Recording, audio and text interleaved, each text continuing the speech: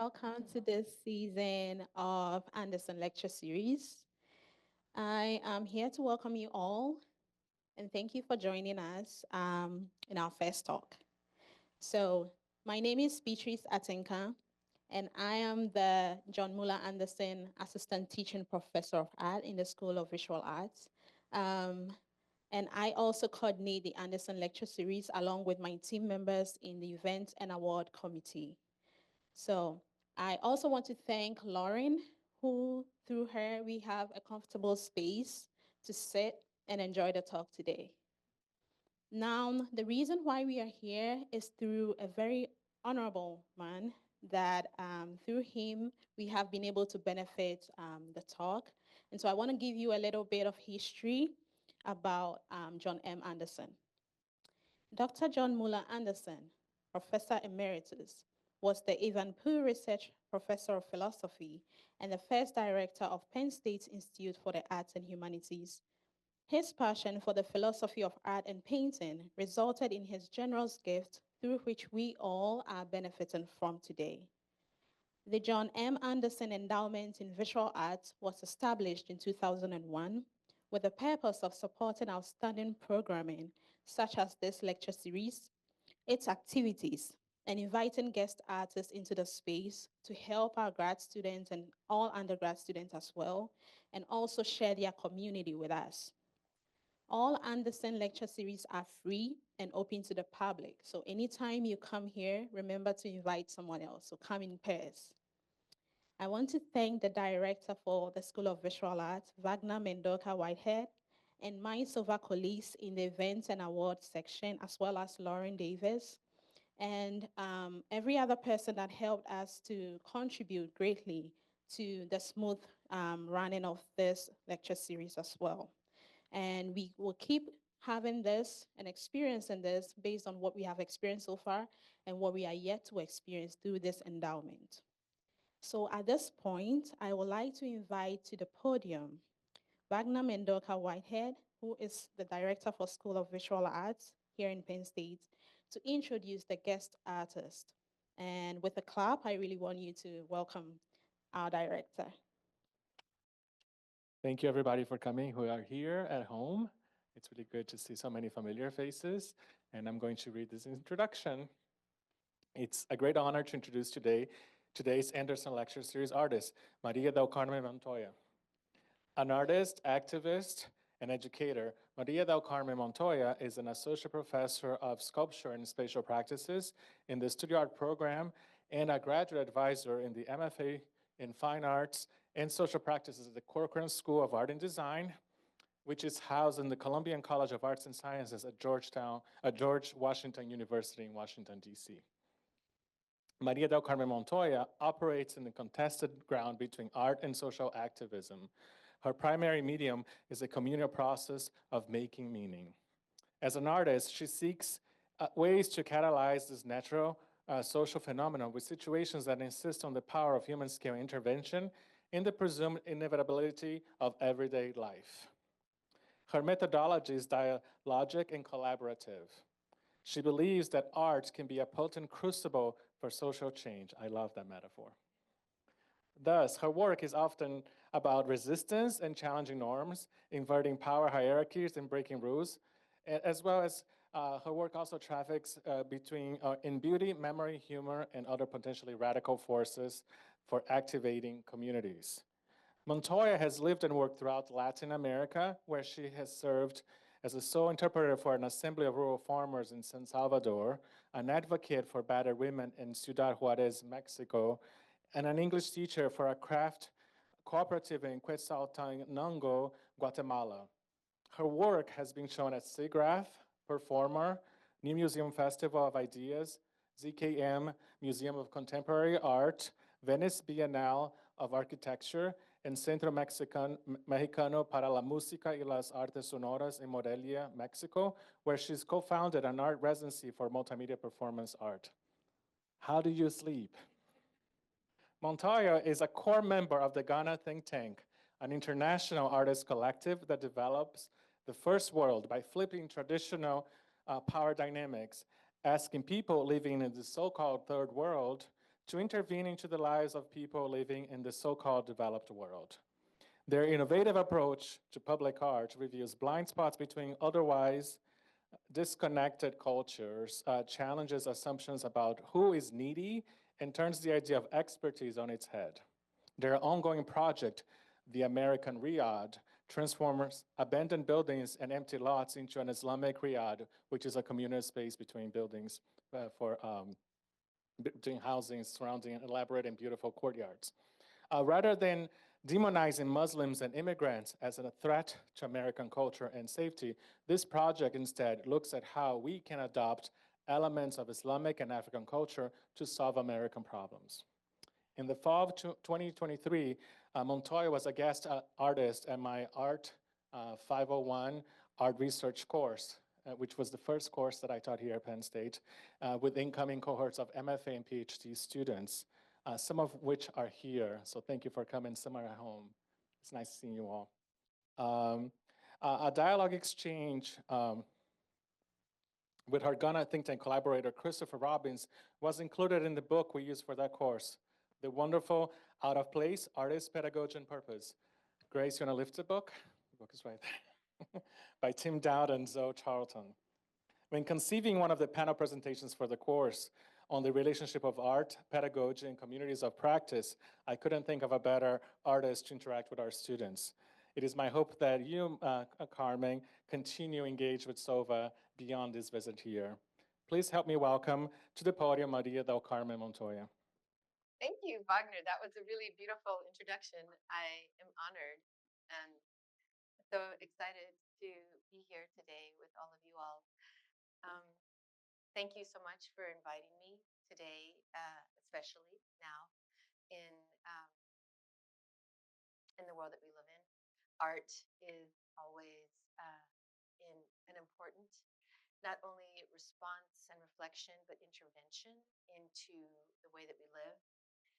This work came from my experiences and all of the Ghana Think Tank's members, Christopher Robbins, John Ewing, and one of our founding members, Maite Odonkor, from working on the sort of what we'll call the fringes of international development and seeing that the traditional power dynamic, one that was paternalistic, full of hubris, assumed that white is right, West is best. And this work is an effort to turn those tables in an art context and beyond. We do that, as Wagner mentioned, by collecting problems in the so-called first world. So we work in Western Europe, the United States, and we ask people living in the so-called third world. We know that that terminology is botched, to analyze these problems and give us solutions. Our vow to the think tanks is that we will implement the solutions to the best of our ability, whether they seem radically brilliant or crazy. And it's a very fine line between the two. We collect these problems all over, as I mentioned, and we send them to citizen think tanks. It's really important. The only sort of requirement for becoming a think tank in the Ghana Think Tank International Network is to not be a professional in international development. So here in Tehran, the think tank is a group of artists. In Cuba, it is 3 generations of family living under the same roof in Havana. The group in Indonesia are also artists, and they are science teachers.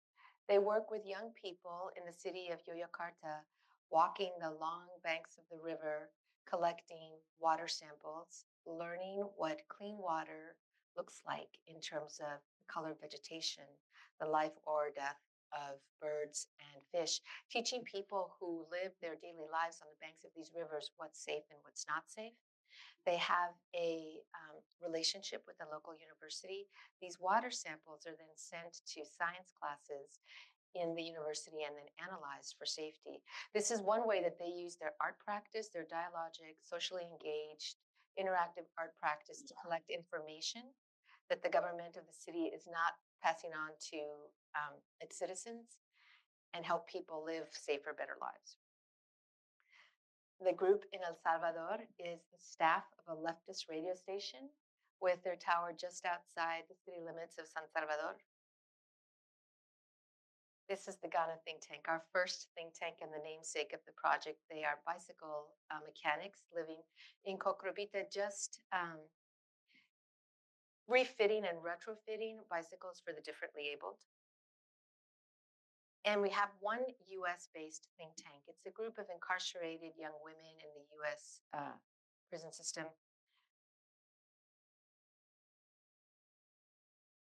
Over the course of the project, we've collected many, many problems. People really love to talk about their problems.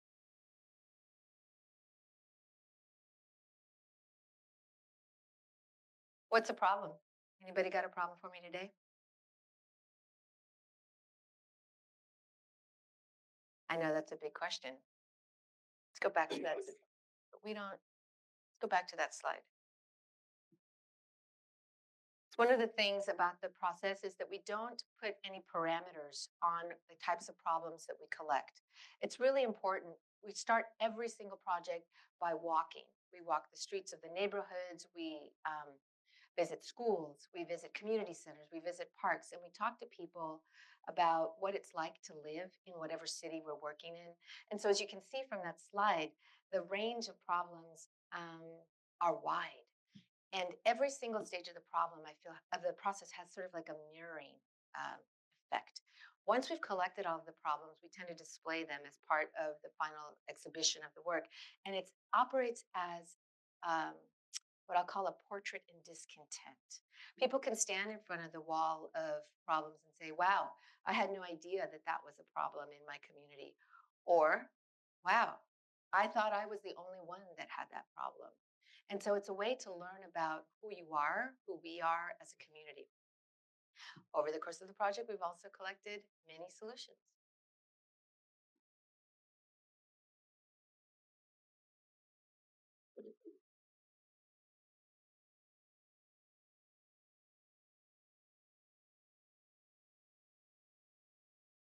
So one of my favorite things about this phase, where we see all of the possible solutions that come back from the think tanks, is we get a sense of what our problems look like to people living very different lives in very different parts of the world, or sometimes very similar lives in very different parts of the world.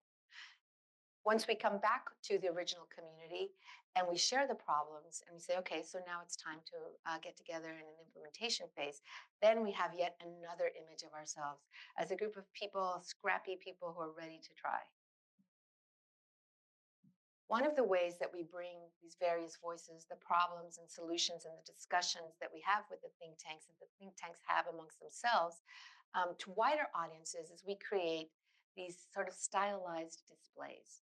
The displays are a place where you can watch videos of the think tanks in discussion. You can engage in some of the solutions that the think tanks propose. You can also see documentation of some of the implementations.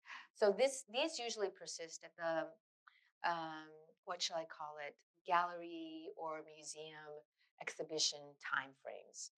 So 6 to 12 weeks that people come in and you can see what was going on, you can see what kinds of questions were asked, and you can find a way to participate.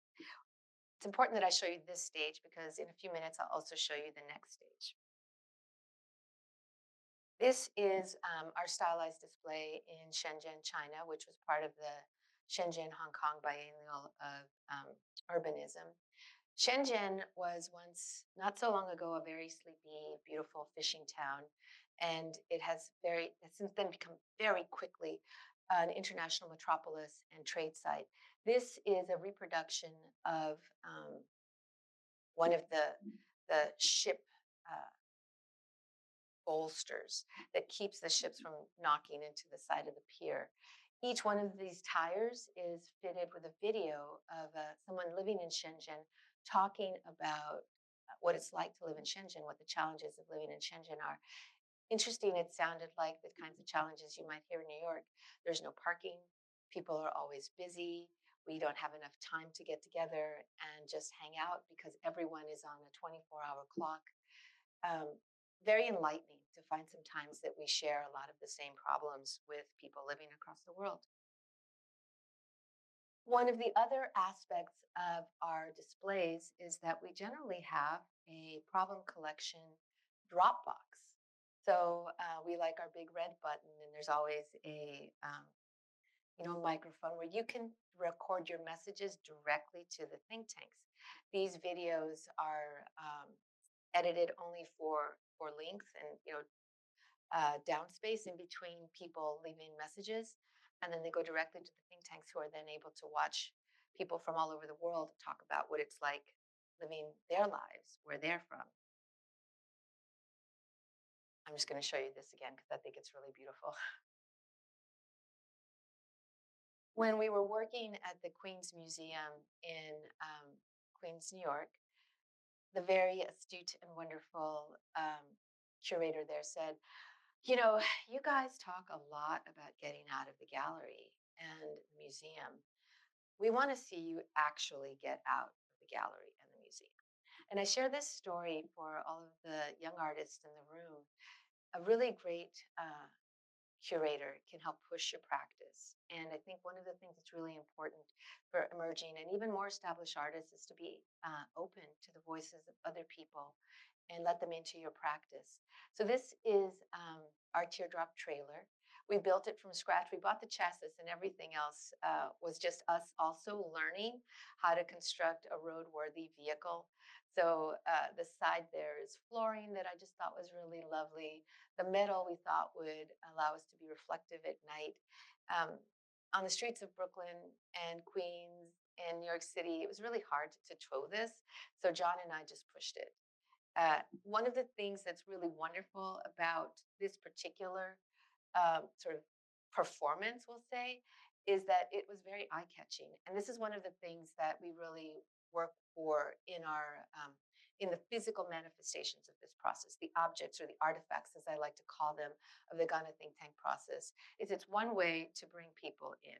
It's one way to alert passersby, visitors to a particular park, wherever we might be stationed that day, is that something strange and unusual is afoot.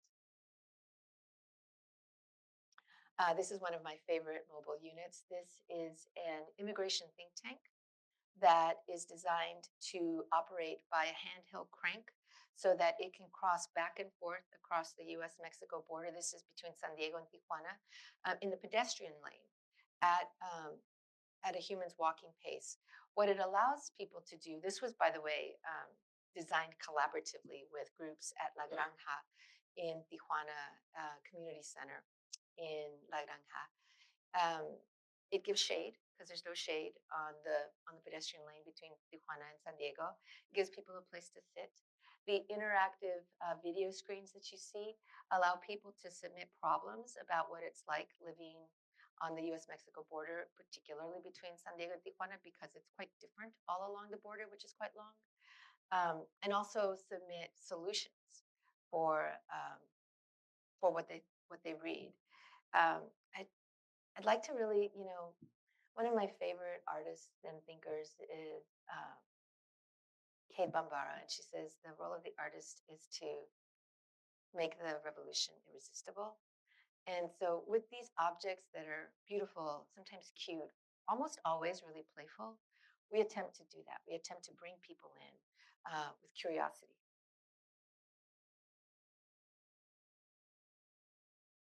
Very popular video drop boxes. This is a local politician in Queens. Sometimes we do get a little co-opted by people, and it's one of the things that I really enjoy about this work is that because we cast such a wide net, we're not coming to the table with what we think is important to people. We're asking very open, wide questions, and what is important to people then is revealed. This is well, actually, maybe this is my favorite. It's hard to pick. This is a solar-powered media center that is pulled by a donkey. That's Brownie. Um, and this was designed to travel through rural Morocco, across Saharan dunes, and speaking to villagers about U.S.-Mexico problems, or sorry, U.S. problems. This was part of the Smart Power program under the U.S. State Department when Hillary Clinton was Secretary of State, and the Bronx Museum. And so different groups of artists were sent all over the world to basically operate as cultural diplomats. One of the things that I found really impressive about this program, which no longer exists, is that there was very little oversight for artists, no censorship. And so we were able to go earnestly with problems, a variety of problems that we collected all over the United States, and give insight into the things that many Americans find important, troubling, and ask for help. This is what it looks like now. We collaborated with artists that were in Marrakech and also Tasultante, which is the largest town just into the desert. And it's now a school bus in the town of Tasultante. This, maybe this is my favorite. This is a water jet cut stainless steel structure that was also designed in community over the course of a year and a half in Houston, Texas, working with the University of Houston and the Cynthia Woods Mitchell Center for the Arts. This object became known as the Mobile Mosque. It was created in response to a young man's statement on the campus of the University of Houston. He said, "I feel like Texas is so religious. The like rhetoric in our politics here is faith-based, and yet I feel like I have to hide every time I want to pray." The solution was given to us by a group of Syrian women living in a refugee camp in Serbia. And they said to us, if the young man does not have a safe and dignified place to pray, then the mosque must come to him. And we thought, wow, I don't, how are we ever going to do that? And their response was, there are mobile mosques in different parts of the world. Don't be lazy, make it happen. And we took that energy back to the organizers and administrators at the University of Houston and the Woods Pavilion, and they took us up on it. This structure was the site for prayer, music, community meals. It traveled the streets of Houston, Texas for 2 weeks, pulled on the back of 2 Dodge Ram pickup trucks because Texas. Probably 150,000 people participated. There were over 300 organizers for the various events over the course of the period that it was active. I'm going to move into now talking about the origins of our most ambitious project to date and give you, hopefully through describing the project, insight into the diversity and interdisciplinarity of the work that we do as Ghana Think Tank. The mobile mosque was, well, actually, I'll tell you guys about that in a second. The American Riyadh is our project at the corner of Euclid and Oakland Avenue in Detroit, Michigan. It started in 2013 in our mobile tea lounge on the outskirts of Tasultante, where we read a problem with a young man, probably about 14. And the problem was from a New Yorker that said, my problem is that I don't care about anybody.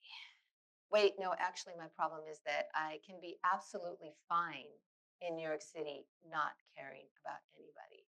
I have everything I need, and I feel like I'm just going to be fine. This problem, which spoke of just a profound social isolation, a sense that no one was needed, there was no reason to reach out, to be part of a community, really resonated with the Moroccans. They took this card that they felt like really kind of gave a contour to that man's commentary. Neighboring communities don't talk to each other.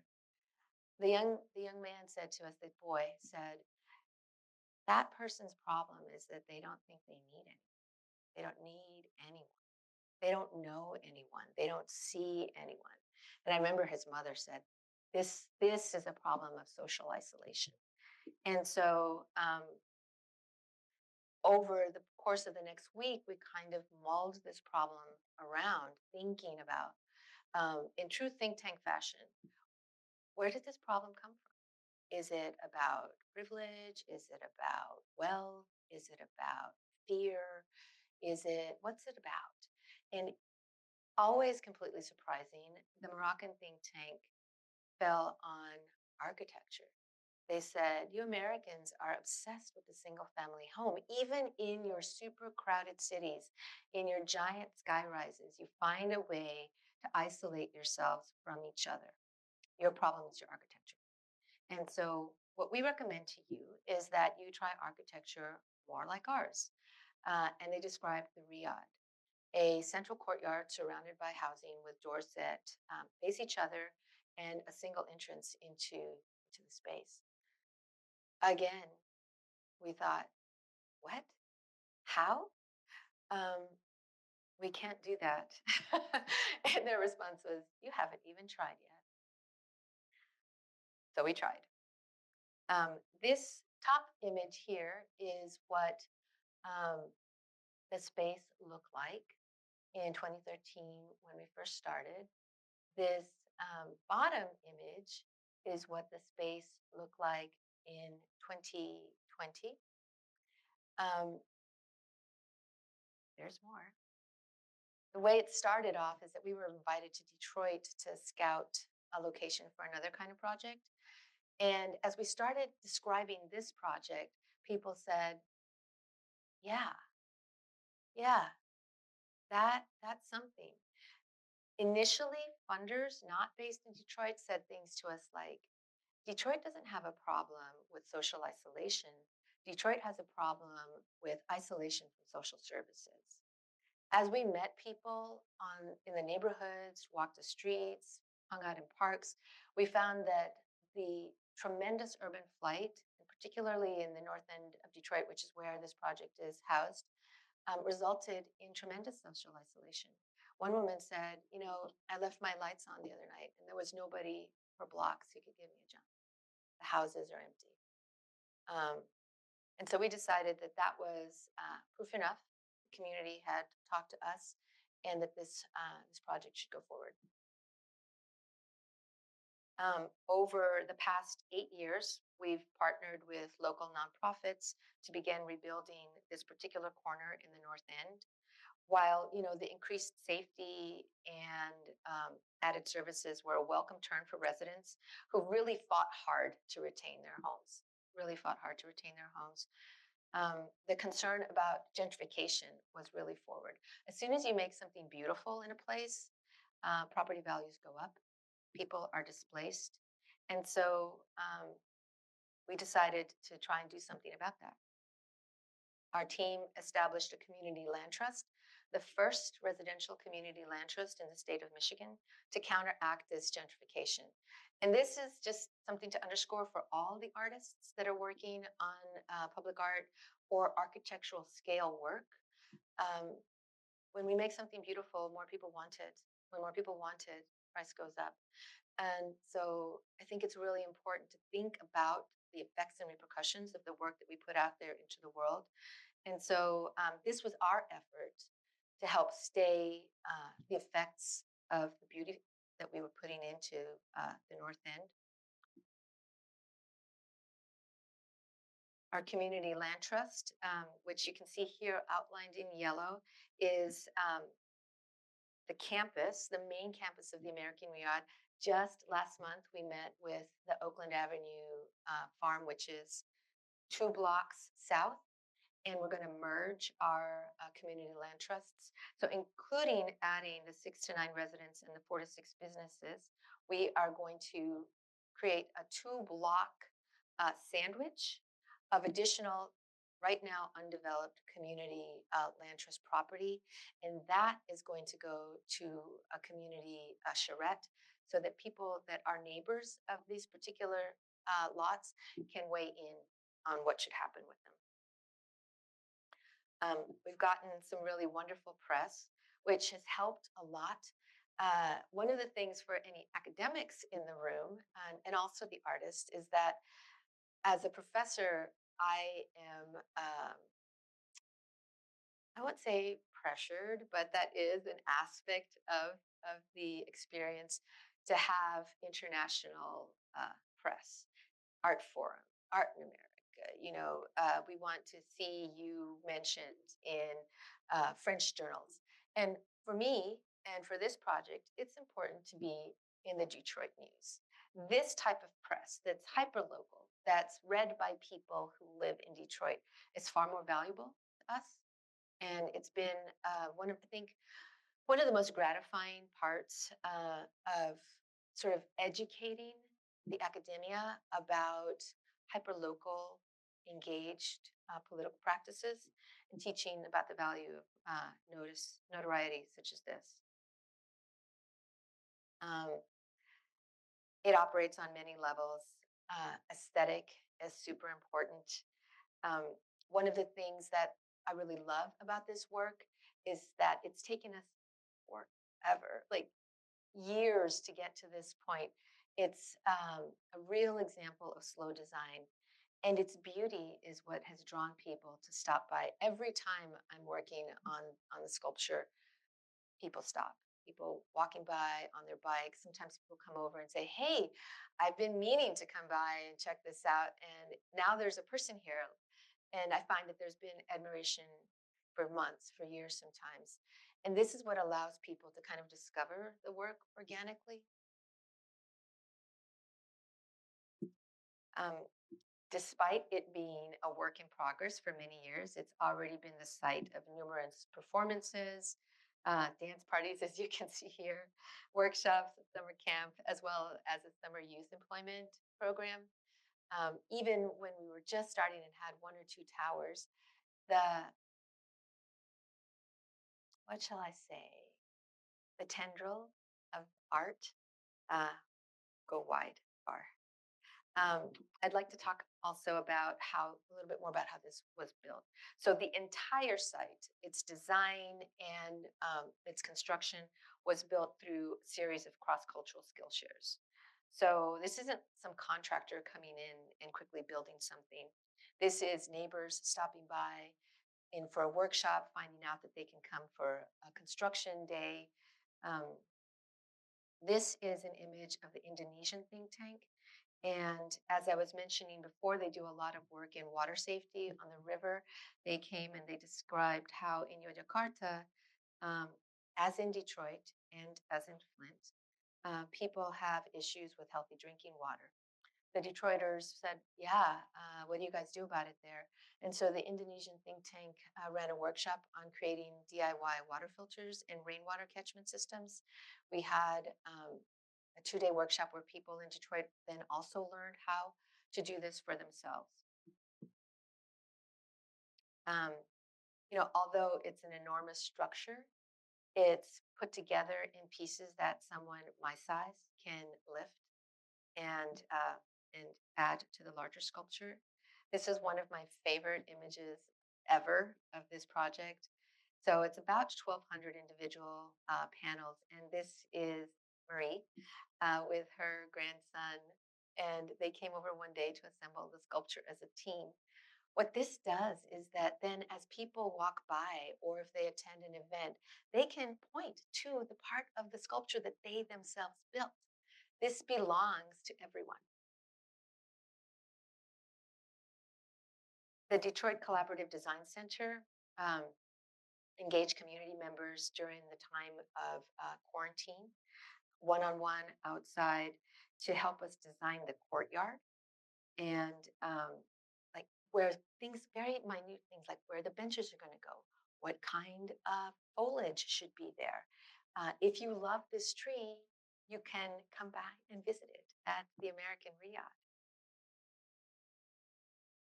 Adjacent to the courtyard, and we'll see another image of it now, is a once condemned house. The house at the end of this week will be fully rehabbed, and next week we will be welcoming 2 artists and their daughter from Gaza to become artists in residence at the American Riad. This design, which has yet to be implemented, but we are getting closer every day, is by Marwa Al-Subani, a Syrian architect, and it connects the wall of the home. This is going to be a giant window directly to the sculpture. I'm going to show you guys a video so that, because I love it, you'll see the faces and the voices of some of our collaborators, because this place, this site, this project, this community center has an origin.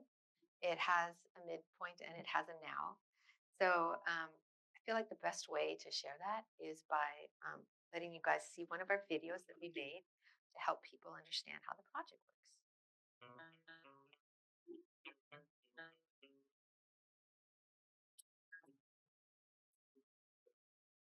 Big idea is to create an art corridor on Oakland Avenue in the North End, and the American Rehab Project helps that goal. It would be excellent for this neighborhood. I think it's going to be glorious. They were plans and drawings and renderings, and people look at it and go, I want that. The project will transform formerly abandoned houses and buildings into 8 homes facing a shared courtyard with a single entrance. I saw the structure and I was like, oh, that is gorgeous. And something so different that this area doesn't have. So just listening and looking at a different perspective is one of the things I value about Ghana Think Tank. The Ghana Think Tank is an artist collective formed in 2006. They disrupt traditional power dynamics by inviting the third world to intervene into the lives of people living in the so-called developed world. Motto is we're developing the first world, and the idea is that we collect problems in the first world, like United States and England, etc. A lot of apartment dwellers don't know their next door neighbor. Once we've collected the problems, then we send them to think tanks that we've organized all over the world, places the United States tends to intervene. And then we ask those think tanks to analyze our problems and send us back solutions.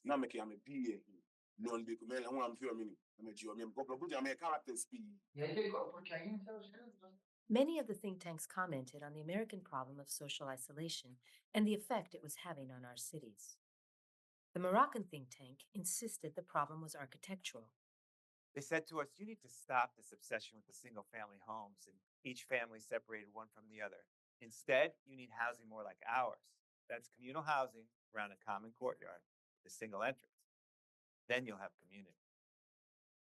When the Ghana think tank was invited to do a project in Detroit, they teamed up with neighborhood organizations and decided to implement the Moroccan solution. The thing I really like about this work is that instead of demonizing Muslim culture, we're looking to them for help where American solutions have failed. We need to create again cities that are shared by the communities that inhabit them. Conflict is much easier between pre-categorized areas where the others live. The project is a model of how local residents can partner with outside organizations to build housing that is beautiful, affordable, and enhances the neighborhood without displacing local residents. You can create public or quasi-public space, which is in fact owned by the people who are there, but shared by others as well. And that creates a different kind of wealth. We do important work, and we are important, and we have a stake in the history, the future of Detroit, because we are Detroit.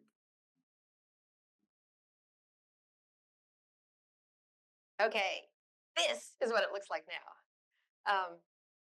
We are poised to slice that huge arch hole in the side of the home. And the tile that was selected by our neighbors is in.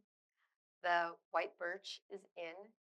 And I'm sharing this not only because I really love it, I think it's really beautiful, but also because when I see this picture, I see a springboard into the future of the project. I know that every single part of this work was built in community. I also think about how tremendously interdisciplinary this work is.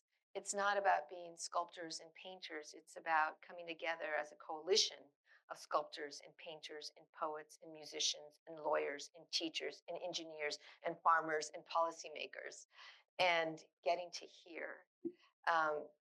I like to say this because it feels I enlighten myself about and encourage myself about the project all the time is that what's really challenging about work like this is that it takes a lot of partners.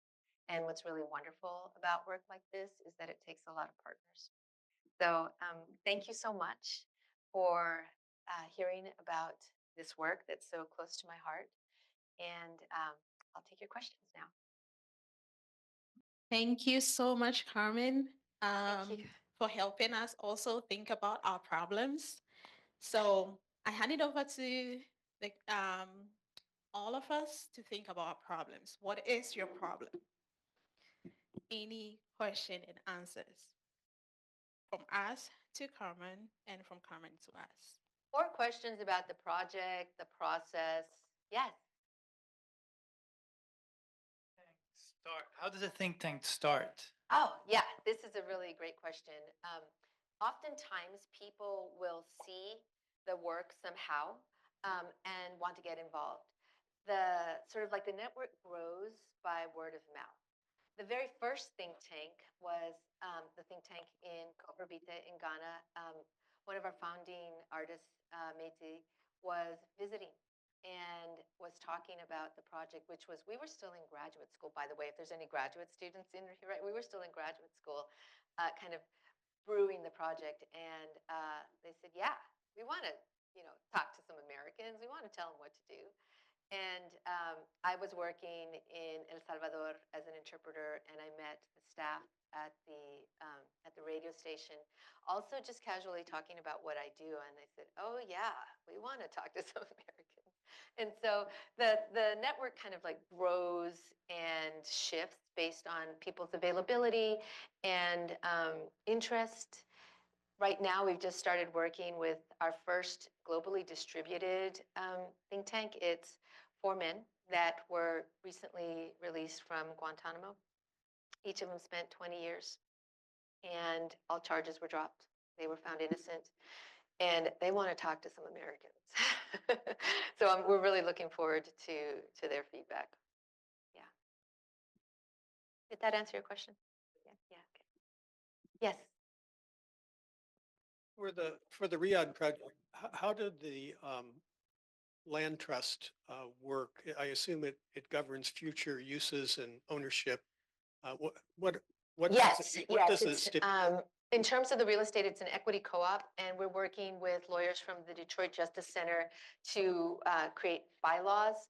But essentially, what we want is people to be able to own the housing units in the same way that you might a condo, and then, of course, resale, but only a certain amount so that it can't be wildly speculated. And our lawyers are going to be creating an algorithm based, I hate to use the possessive pronoun with people, I'm sorry. Our collaborators, the lawyers, are going to be writing an algorithm to allow people to build wealth but not speculate. So it's basically an equity co-op.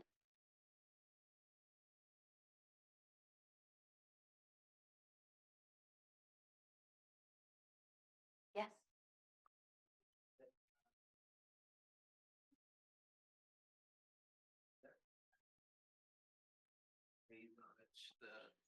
The think tank has addressed community violence? Violence in our block specifically is handled, I guess handled is the right word. There is one of our collaborator groups is the Men of the North End. They are sentinels in a way. We have community sort of watch clubs. And so the think tank didn't address this directly, but it's something that's already coming out organically from the community. The Riyadh was vandalized once. We had a tower, Tower 4 was about halfway built, and some folks came over and disassembled it and carted it away. And I thought it'd be very hard to kind of like resell the metal, the stainless steel for that, but we haven't seen it on any of our, and that, that was unfortunate, but it wasn't a violent act, and it hasn't happened since. So we're grateful for that. Thank you. Hello, and thank you for this interesting lecture. And I like when you started your PowerPoint, I was like, these people are familiar for me. And then I wrote the Iran over there, so I was like curious about not the specific Iran, because I'm from Iran. That's why I just curious. So they look familiar for me.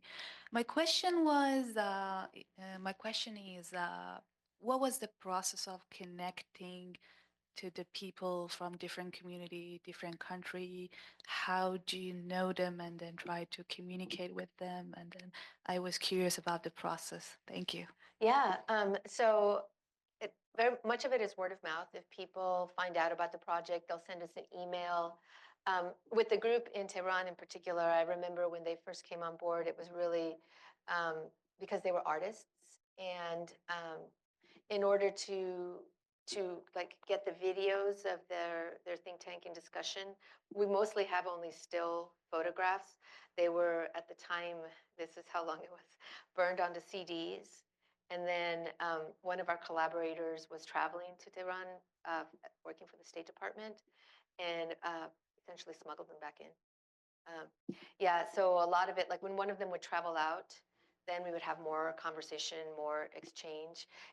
We rely a lot on technology, on email, on WhatsApp, on telephone when it's available. And it's sort of like a process of reporting back. Whenever we do anything, whenever anything happens in terms of an implementation process of the solutions, we gather documentation and send it back, so there's a continual feedback loop. And we generally spend most of our time talking about that. With the Indonesian think tank and the Moroccan think tank, they did travel to the United States back in 2017. And that helped a lot. We had funding through Williams College Museum of Art, which made that possible.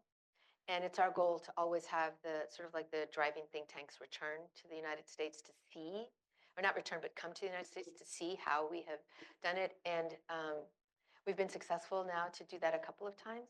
So that's another part. I do think visas are going to get harder. Yeah.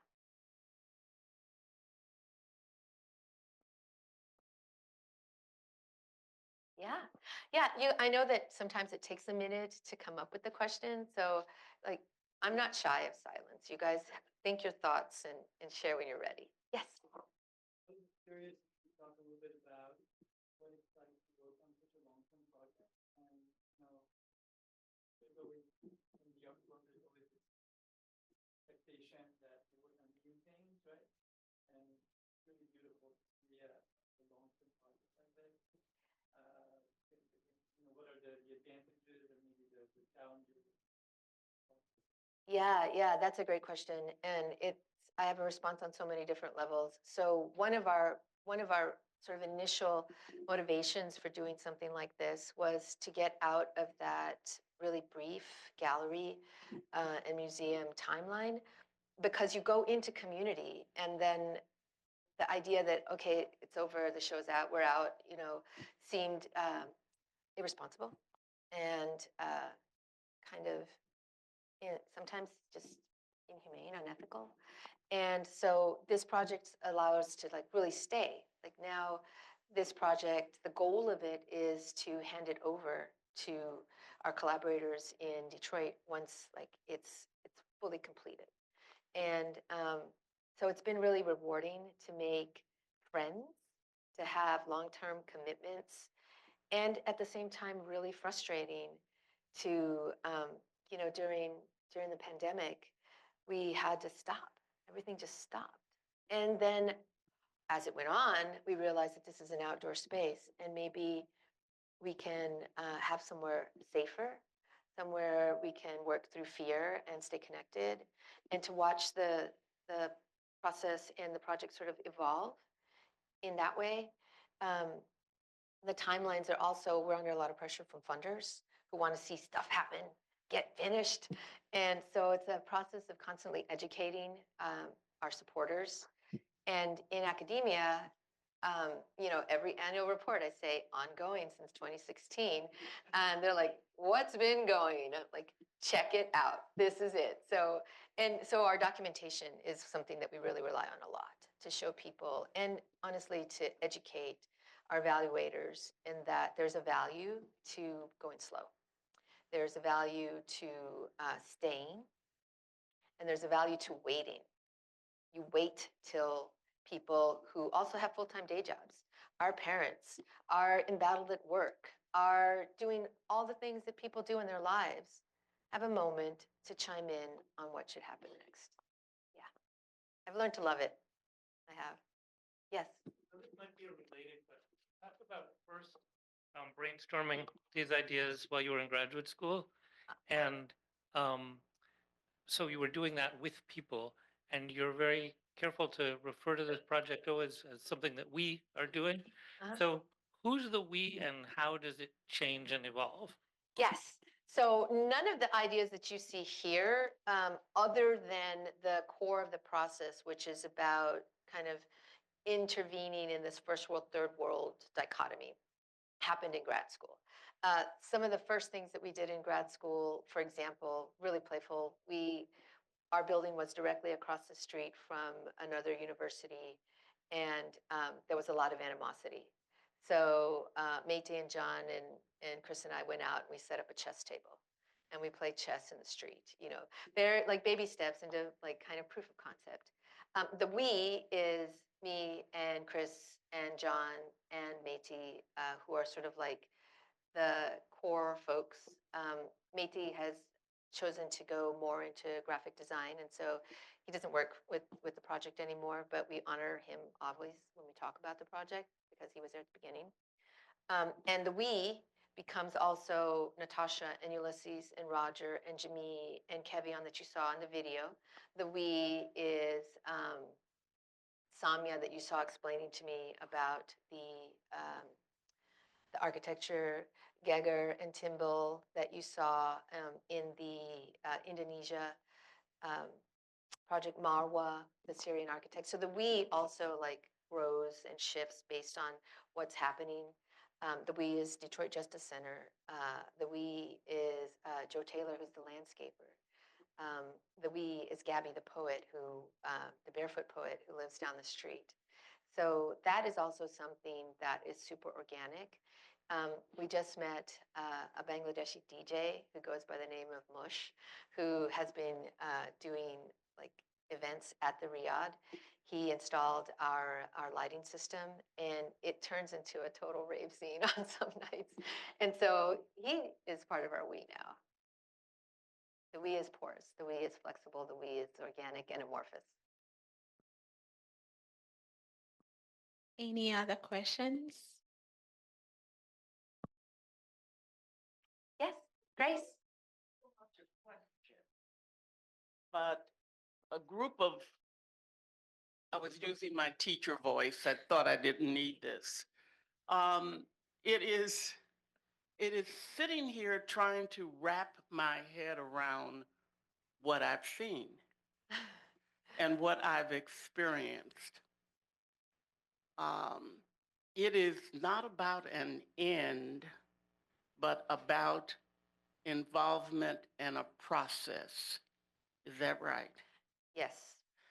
And it is about thinking that the ideas are good enough, but we also need something tangible. Okay? It appears to be ongoing. There is no real stopping point. You can continue to build on it. Okay, then I've gotten the message. Yes, thank you for bringing those points forward. I talk to myself and also to my students about these concepts. I talk about manifesting conceptual frameworks. Give them form in whatever form that is. Is it a dialogue? Is it a sculpture? Is it a painting? Is it a dance, a poem? It's about manifesting the conceptual frameworks. I also think a lot about artifacts. Sometimes we're not making a thing. Sometimes things arise. Right. Objects, forms arise from this ongoing process of engagement. And I also don't think about it as something that ends. I like to think about projects as having been brought to resolution, some degree of resolution. So I can say, it is good, you know, and then it's also open because it's not finished. Yeah. it is, that is something that is so hard to do and to sustain itself at the same time. It is. And that's one of the things that I think is so crucial about working collaboratively. Right. We push ourselves, we stop ourselves, we hold ourselves and each other accountable. Uh-huh. I think it'd be much harder to do alone. Uh-huh. I do. So it's about a philosophy. It's about thinking. It's about creating. Now, in listening to that, I'm trying to think of, I'm a very tangible person. I want to see a product. I've got to see an end. How can needing to see an end, how can we embrace this and incorporate it into some tangible reality that is not stopping at the point of that reality, but continuing to go beyond that reality? Are you following me? Yes, yes, absolutely. And that's what the sculpture itself, it's at a point that it has never been before. Uh-huh. Can I see? Can I do this? Can I make this big again? Let's see. Maybe not. If I click it. So it has never looked like this before. Yeah. Maybe can you help? And so this is really satisfying to us that it looks like this now. It's also going to be sort of like a thing when we sign the bylaws. It's going to be a point of resolution on a broader scale of making and doing. No, it's just that final picture, the last one, just as a way of talking about like what the end looks. I guess the steps are an end. When we right now we're in the process of evaluating designs for the housing units. When that happens, that's going to go out to the community in general as a whole. That will be a thing, not an end, but I guess a node. A node. And in terms of like end with a capital E, this project's going to outlive us. You know, it's those posts are sunken 6 feet into the ground in concrete, and that's something that we've come to terms with. We are currently looking for sort of beginning to think about models of stewardship. How do we know that when grass inevitably starts coming up through the tiles, that there's something in place, a community that is stewarding the landscaping, you know? What would be of interest, and then I'll give up the mic, you came over to get it, is I would like to see this intangible, this open-ended idea coupled with a very tangible way of thinking and to see what that new thing would be that is developed from that. Mm-hmm. I think it's palpable in our community charrettes when we are, you know, under the arches looking at sketches, looking like convening with architects and engineers.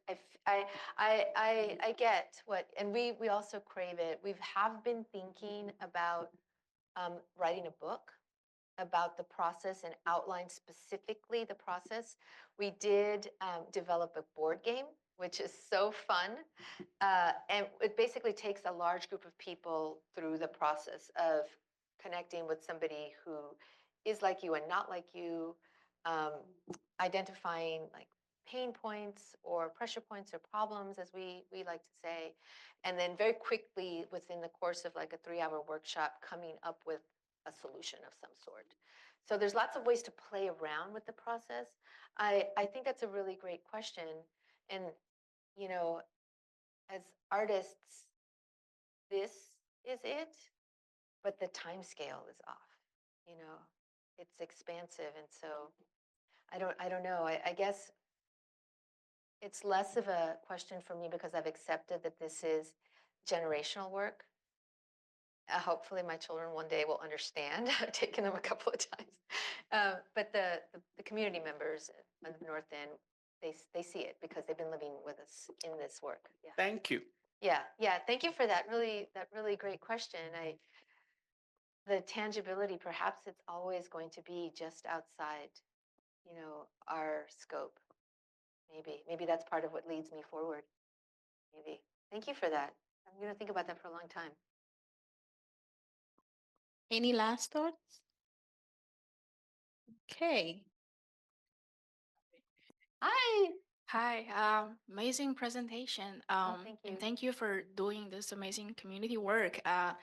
It's interesting to see now all the internet connections, but we're not really connected. We're still isolated. We still need a bridge or community like you all to bring everybody together to start communication, exchanging ideas.